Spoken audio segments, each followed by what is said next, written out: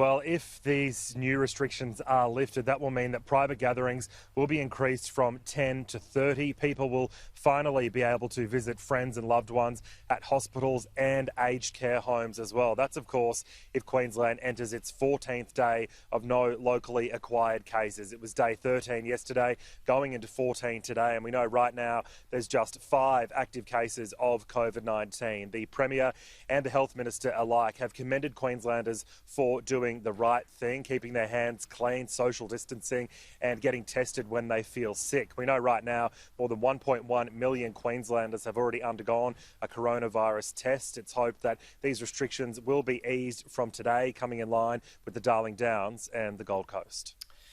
And Brendan, Deb Frecklington has yet again targeted the Palaszczuk government over its handling of the pandemic. Yeah, Pete, it's not another day in state politics. Of course, you need a bit of mudslinging now and again, particularly in the lead up to the state election. It is just 5 weeks away, but Deb Frecklington, again on Credlin overnight, criticised the Palaszczuk government, saying that it lacks the stead and the spine when it comes to handling coronavirus. Deb Frecklington has called out so-called complete incompetence when dealing with the pandemic.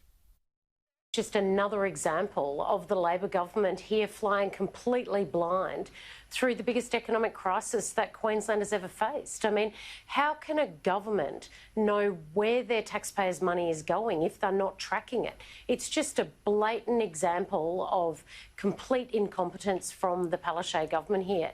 You know, these are people that are meant to be leading us through this crisis, and it's very clear that they're not even tracking where our taxpayers' money is going. It's completely shocking. Important to note, Pete, Annastacia Palaszczuk is still extremely popular with Queenslanders, many saying she did do the right thing, keeping these borders closed for as long as she has. We know Deb Frecklington has a big fight on her hands when Queenslanders head to the polls on October 31st.